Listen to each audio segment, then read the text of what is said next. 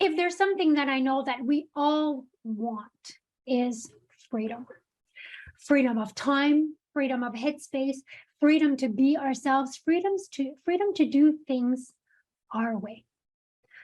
This week's guest has lived 72 lives in one and is on a mission to help people live a free and an iconic life.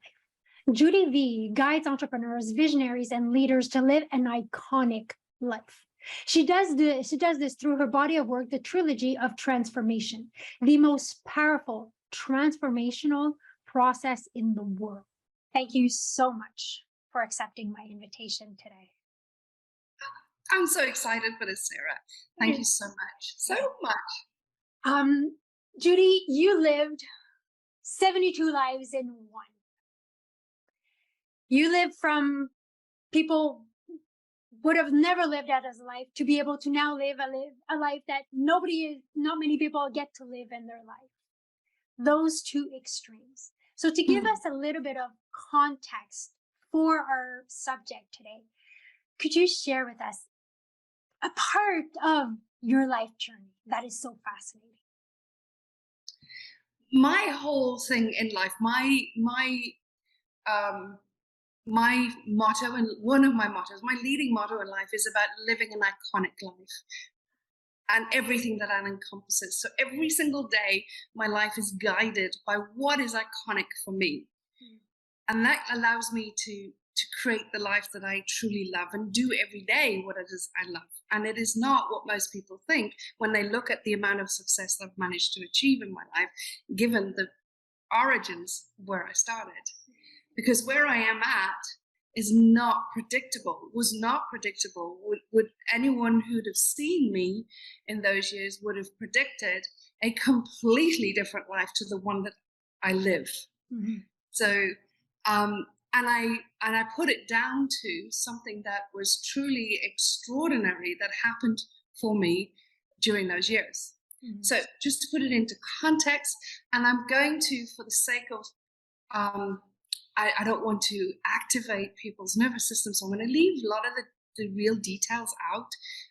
So, because it can be quite triggering. So I'm going to sort of brush over it, but make no mistake, it was very deep and very profound, and I felt it very deeply. So it may sound like I'm being somewhat flippant, but it's for the ease of listening. Yes. So from the age of about 3, I was locked up and tortured and used as a slave and abused in the most brutal, violent ways. Until I escaped in my early 20s. That meant not going to school, not being socialized, not interacting with people, but literally the most hellish life in every way. And there were times when it was like I literally lived only because my heart beat. I felt like just a piece of meat, literally. And as you can imagine, over the years, this gets more and more overwhelming, more and more overbearing, and more you exist, you don't live. And I'll never forget, and this was the catalyst for the life that I live now. And I'll never forget that one morning, after a long night of torture and hell and abuse, I was around about 15 years old. I was living in Dublin, Ireland. It was in November. It was windy and rainy and breezy and cold and grey. And I walked into the bathroom, and I remember walking over to the hand basin and looking in the mirror. And in the moment I looked in the mirror, it was almost like it was the first time I actually really remember seeing me. Now I'm sure I've had looked in the mirror many times, but nothing registered. But on this occasion, I looked in the mirror and I could see me, and it was like, whoa, it was weird. And I really saw me, and I looked in closer. I leaned in closer, And next thing I realized that I wasn't actually looking at my face, because my face was bruised and there was blood on my lips and just a torn, threadbare, light blue nightie that was ancient. I wasn't looking at all that. I was looking beyond my physical form. And I remember like looking in through my eyes, and I saw something. I started to see something, and I was leaning in and looking harder and deeper. And next thing it's almost like I felt like I was reaching my arm in through my eyes, and it grabbed something in my solar plexus, like connected. You. And that something, I called it my something for many years. I wasn't educated. I didn't have a language. I didn't know what was what. I could barely read or write. And I called it my something for years. Now, as I was holding this, I was like transported out of my body, outside. I found myself outside with the thin blue nightie in my bare feet. It was windy, it was cold, it was grey, it was rainy, but I wasn't cold or uncomfortable. I remember feeling just free, a sense of freedom. It was a whole body sense of freedom, of merging. And I remember feeling literally like one with the trees, one with the wind, one with the rain that was on the windows, one with the grass that was being cut in the distance that I could smell. I was just one with everything, one with the birds that were flying. There was just a complete merging of oneness. And it was such a beautiful, weird but beautiful experience. Next thing I felt was this overwhelming feeling around my body. And it literally was like 1,000 beautiful, warm blankets being wrapped around me. And I couldn't understand what this feeling was. It was so intense. It was so powerful. And I was trying to figure out what this feeling was. It was extraordinary. It rippled through my whole body. And then it dawned on me that this was love. This was love, not a normal life love we feel, but a divine love, an all-encompassing divine love. And as I realized what it was, I could see myself standing in front of the mirror. I looked up and I saw myself standing in front of the mirror. And in that moment, I healed for everything I had been going through, everything I was going through, and everything I was yet to go through. I healed in that moment. In that moment, I saw perfection. I saw beauty. I saw love. And isn't that the feeling that everyone is looking for? The feeling of love and the feeling of freedom. But we are caught in a society where we look for it in the wrong place. Yes. So I'm thinking about our audience and our entrepreneurs who are seeking, and I love how you call it the iconic life. Not just a life, not just surviving life, an iconic life. And we're stuck in these, I have to do this, and this is supposed to be done like this, and we're stuck in these constructs that we feed all the time with the stories that we tell ourselves and everything. But everyone fundamentally is seeking that freedom to be ourselves. That freedom is within.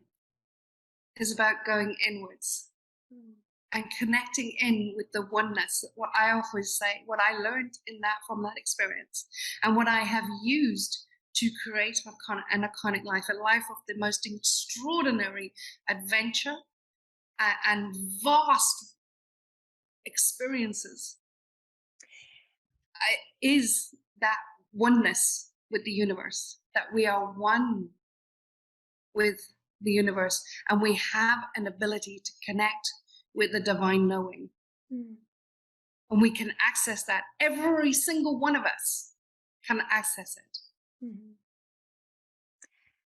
So before we get to how do we access it, because that's everyone's question all the time, how do we access it?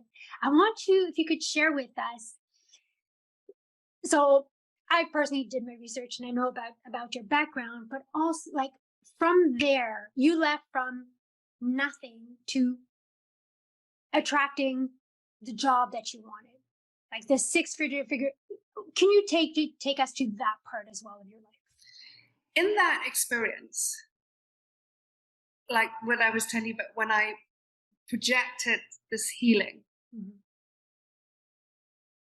I don't know how long that was. It could have been minutes. I don't know how long. I have no idea how long that experience was. But I knew one thing. Well, actually, I knew two things. When I came back into my body, came back into the present moment in my body, I knew two things. One, that you can break my body. You can break my mortal physical body, but you can never touch my soul. I knew that. That was awesome. I also knew, and this doesn't make sense, it's going to sound crazy, but between the time of me coming back into my body in that moment and having that knowledge, holding my something, that you can hurt my mortal body, you can do what you wish to my mortal body, and that means anybody, but no one can touch my soul. And that is so for every single one of us. That is empowering. But between the time of walking away from the mirror and opening the bathroom door, there was something that I knew. Because to go back briefly to the outer body, where I was standing outside, I saw so many different opportunities, so many ways in which my life would unfold. And every one of them were of abundance and fun and adventure, of love and prosperity. Now, I didn't know any of that. Remember, when these days, there was no internet, there was no YouTube, there was no internet. We had 2 TV stations in Ireland, and at midnight it went to the snow. You know, the snow thing going on. Youngsters won't know that. But like, that was it. So I had no access to any information. So where did this come from? And then between the time of leaving the mirror to going to the bathroom door, I knew that I would live in abundance, in wealth, in luxury, in prosperity. I didn't use that word prosperity. It was more of a feeling. So I wouldn't have been able to even spell the word prosperity in those days. But I knew that I would escape. I knew that with every fiber of my body. It was part of my DNA. That's what that experience gave me, was that I knew I would escape. I knew that I would live a life of wealth and comfort and luxury. I knew that I would get a job. Doesn't make sense. I would get a job when I escaped in oil and gas, shipping, merchant banking, or stockbroking. I had no idea what any of them were. None. I had no clue what any of them were. But I knew that. So it was another 6 years before I escaped. But I never lost touch with that knowing. I trusted it. It was part of my DNA. I knew it. I trusted it. I never stopped believing it. So in the interim, I worked towards it. You know, I was able to get books on economics, and I was uneducated. All right, and I managed to get books on economics. I learned everything I could about economics. When kids were reading Enid Blyton, I was reading Adam Smith, the father of modern day economics. So I was reading everything I could about economics, about business, about money, about finance, you know, trying to prepare myself for this vision that I had. Not in a panicked way, but just preparing, because I knew that was going to happen. 6 years later, after that first vision, I did escape in the middle of the night. I left with nothing. Well, that's not strictly true. I had a plastic bag of old clothes, really old, yucky clothes, and I had one painting that I had done with my cat, and I had a copy of Wuthering Heights. That was it. That was all I left with. No money, nothing else. Middle of the night. 2 days later, I was standing in London. It was a Friday night, about 8 o'clock at night. This was now November. It was dark, it was cold, and I was standing alone in November, having manifested money literally from nowhere, gone on a flight. I'd never been to an airport, never been in an airplane, landed in London, knowing no one, knowing nothing, Friday night. Within 1 week, I had 2 job offers, both highly paid. One of them just on 6 figures. One was shipping, and the other one was a trading accountant on an oil and gas trading floor. And I took the trading accountant on oil and gas trading floor. I took that job. I walked into that office, told, there's your computer, here's your login details, because there were computers in those days. They are not what they are now. They were like green screens. But I like no CV, no degree, no experience, and this was now my reality. How was that possible? How is that possible? It is not predictable. No. It's not logical. But yet there it was. That was my reality. And I worked there for 10 months. And when you say, it was not predictable, it's not logical, do you think that the majority of humans, people, live in a world that is predictable and logical? Yes. Yeah. And we do that because it's safe. Because as Einstein, we were talking about this before we started, Einstein's quote, which is one of my favorite of his quotes, is that we live in a society where we have promoted the ego to that of master and forgotten the sacred gift of intuition.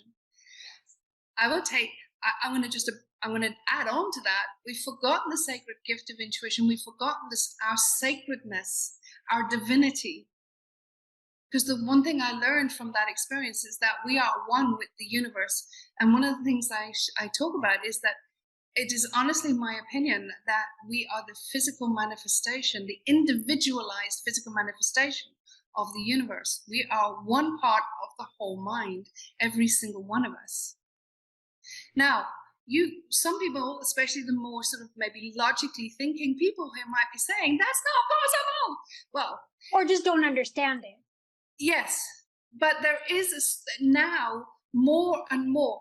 There's a great book, actually, The Tale of Physics. I actually love that book because it takes all of the physics, all of the Newtonian physics and quantum physics theories that we are discovering at hyper speed nowadays, at exponential speed nowadays, and it takes it back to the ancient text.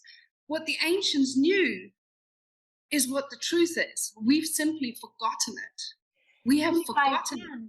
Also, I think us individually, we know because that was who we were when we were little, before the ego construct. So we knew what it was like to have an iconic life. We knew what it was like living in a world of potentiality where when you're a kid, like, I want an elephant for my birthday, everything is possible. Absolutely. Absolutely. It's like the potentiality of going from lying on your back as a baby to walking. We know, we believe it. We don't need to be taught it. We do it naturally. Because why? Because we know it's possible. We know anything and everything is possible. We are connected to our divinity at its strongest when we are young. And depending on the experiences that we have as a child growing up, determines how fast we lose that connectivity, lose that attachment, lose the awareness, the knowing, and we distance ourselves more and more and more from the truth of who we really are, and also the purpose behind us being here. Physics is now proving this. Like, there's a thing, I'm not particularly fond of the term. It sounds very compared to the magic of it, but it's Hebron learning is a thing. Physics is proving it. And what it is how we can learn the most extraordinary things just by imagination. Which brings us to today, you living your iconic life. You, like I said in the beginning, like you lived 72 lives in like one. And every time we share and every time that I see you, like I'm just like flabbergasted, because like, how does this happen? How does this woman go from like, you know, next step, next level. And today, that is what you do. Is you live your own iconic life and you help more people live their own iconic life. Yes. So here's my question. How do we get to a place of living our iconic life? A life where everything is possible? The one thing that stops us from believing that it's possible is the conditioning we are living within.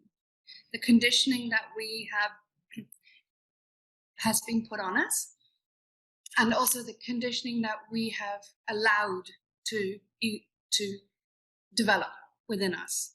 And the programming that you've got to fit in. The programming is that you've got to get a job, and you've got to get married, you've got to have children, you've got to do the things, all of the things, and you've got to go by whatever your certificate tells you can do. You get a degree, that's what you're good at, and that's all. So you're every which way you look, we are boxed in our society.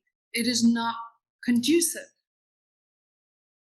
to naturally connecting to the truth of who we are. So if somebody is really cannot understand the how, the number one ingredient is to start reconnecting with how you are feeling. So not because of you're getting a 10K month, or you've got a good job, or your boss says you're amazing, or your husband or wife says, or partner says that you are the love of their life, or whatever it is. It's not because of all those things. Take all of that away. How are you feeling? What's really funny, it's big. It's a question that I started asking myself a lot. Can you be happy? Can you be joyful? Can you be in bliss no matter what?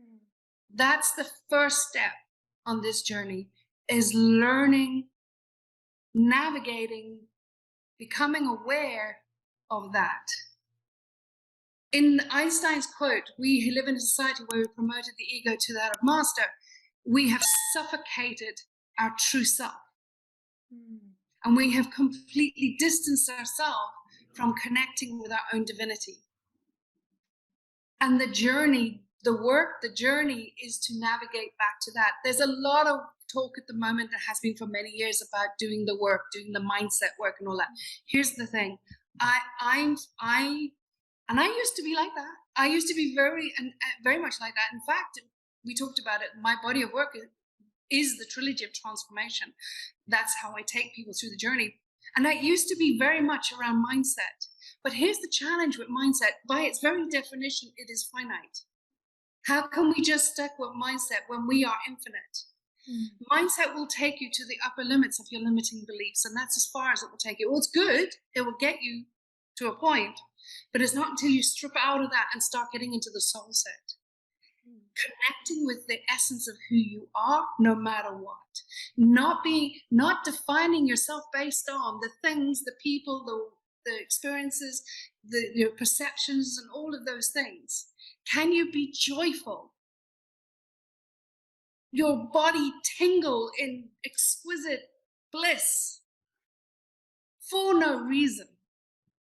I know this is possible because in the gap of the 6 years between that experience and me escaping, I went through a lot of torture. A lot. But yet, inside, outside my life was hell, but inside I was in bliss. I had the most exquisite joy. I would be in divine heaven, sneaking a moment just to listen to the rain on the window panes. To this day, when I hear seagulls, my whole body tingles. Because for me, listening to seagulls then gave me such pleasure, such joy, that it signified freedom. And in that moment of experiencing that, I was free. Because our soul is so much more than this mortal body. And here's the thing, and this is the part that so many people, I feel this is one of the sources of so much suffering, is that our purpose here in this mortal body is to be the expression of our soul. Yes. So if you take that as your guide, as your foundation, you take that as the platform, that becomes the launch pad for everything that's possible in life. That becomes the launch pad for unleashing all of your potentiality. Yes, because there's so much more. More than we can think with our current thinking. More than we can imagine with our current thinking. Because in the truth, in the soul, everything is possible and everything exists in the quantum field. Everything right now. All possibilities, all potentialities, all of it exists right now. And what we understand in the society that we live in is that everything is linear. It takes so long to get this. It takes so long to do this. This, takes that. All of this time and what is logical, what is linear. Whereas the truth is, when you connect in with the soul, there is none of that. Mm-hmm. This is one of my businesses, the Tribe of Traders. We have a trading company, and we have traders from around the world who trade from the heart. They trade what we call trade from the heart. They trade intuitively, not logic. There's no logic. And here's the thing. And I can talk about it because I've never lost this thing about trading. You know, when I had that download from the time I walked from the bathroom out the bathroom mirror at the door, right now, all these years later, one of my businesses is trading, and they trade my strategies, or tiny strategies. My husband, business partner, lover, best friend, all of the things. Everything into one. Yes. Yes. You know, strategies he's come up with, strategies I've come up with, they trade it, right? But here's the thing, and is that what I have learned and what I've come to learn after having started Tribe of Traders and talking to traders about trading from the heart, trading from intuition, not logic, not ABC, not predictable, none of that, is that when I've researched all of the super traders throughout time, they've all been deeply spiritual people. Right down to Ray Dalio, who is today, he's in his 70s, he's written a couple of amazing books. Yes. Ray Dalio is known as the most successful, the most wealthy, the most incredible hedge fund manager that has ever existed. And he is a deeply spiritual person. Yes. All the super traders of all time have been deeply spiritual people. Why is that? Why is that? Because they're connected with their essence. There's a knowing. Yeah. There's a knowing. There's a divine knowing. And when you're guided by that, and any traders or people in the financial services industry who might be listening, you will know that, you know, that there's some things that happen you just have a gut feel about. You have an intuitive feeling, but you don't follow it. Everyone would have experienced that, but you don't follow it. That's your divine knowing. That's your inner knowing. It's always trying to talk to you. It's always there. This is the important thing. That divinity in you is always there. It's not gone. It's just you're not listening to it. Yes, we're not listening to it. And It's there. It's trying to tell us all of the time. And you will, if you take a moment and look back on your career, look back on your love life, look back on anything around your life, you will acknowledge, you will see all of the times there was an inner knowing, but we didn't listen to it. so We don't listen to it. how do we listen to it more or start listening to it in some matter? But Well, a lot of people may not like this answer, but it is the most profound way in which I have found that allows us to open the portal to receiving the information is just mindfulness, breath, breathing, mindfulness, meditating. And here's the thing, and this is what I often say to people. One thing we know we have this life. We know we are alive right now, right? I'm pretty confident about what goes on after. I'm, given my research and my what I have experienced in my profound meditations and channeling, I know there's more. But even if we forget that and just think we've got this life, that's what we know. Yep. We can either be master of our destiny or victim of our history. It is a choice we have every second of every day. We can either be master of our destiny or victim to our history. We have that choice every single moment of every single day. No matter what. We can be a victim to whatever has happened, but where does that get us tomorrow? Because tomorrow we'll still be a victim. Next week, next month, next year, we'll still be a victim. And we'll have more of what we don't want. More frustration, more overwhelm, more stress, more hamster wheel, more balls in the air than we know how to manage. That's not living an iconic life. That's not bliss, that's not joy, that's not abundance, that's not prosperity. No matter how much money you have, that is not that. This is not about how much money you have. It's about who you are, who you are in your life. That's what creates the bliss, the joy, the abundance, the prosperity, not how much money you've got in your bank. There's so many insights here, so many aha moments that I hope people are picking up on, because at the end of the day, or at the end of the life, there's us with us asking ourselves, did I give it everything I got? That's it.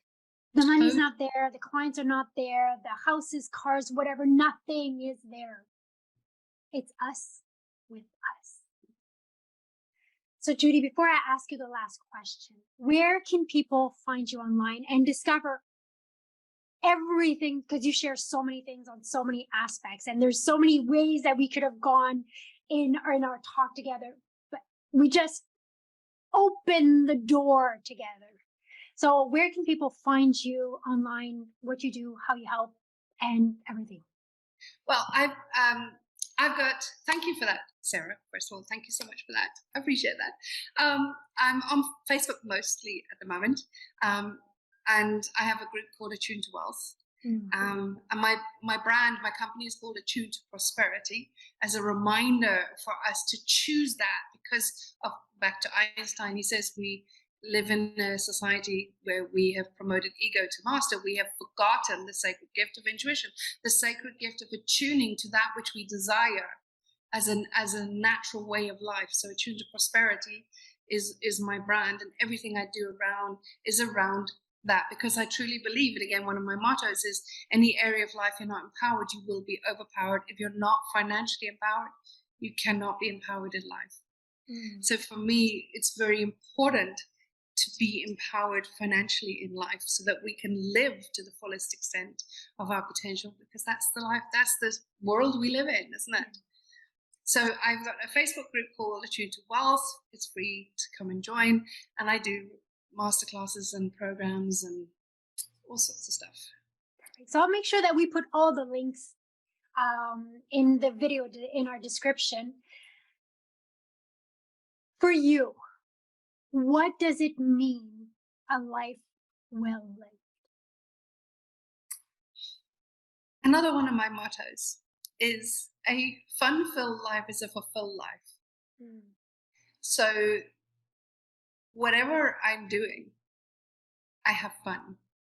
And if I'm not having fun, I don't do it. Drop the mic. Think if people, you know, we were talking earlier about the feeling. How am I feeling? Fun is the feeling. And I Yes. don't know about you, but I find that the more fun that I have, the more I thrive in my life, Mm, the more I thrive in my business. 100%. It all goes together. Totally. Yeah. That's what it's about. We are here to have fun.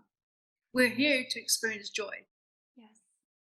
Judy, thank you so much for accepting my invitation today.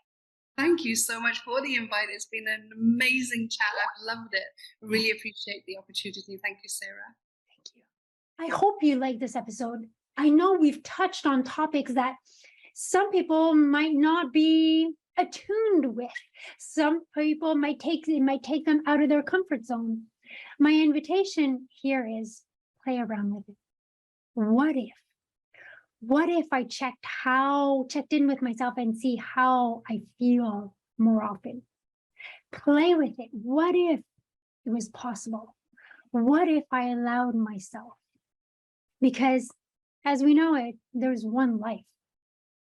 Gotta get everything we've got. Build a business around what we want to live, how we want to live, how we want to thrive and live an iconic life. Because when we touch that and we start touching that, we see that so much more is possible. If you like this episode, please give it a thumbs up, share it with somebody you know wants to, or maybe is open to the idea of living an iconic life.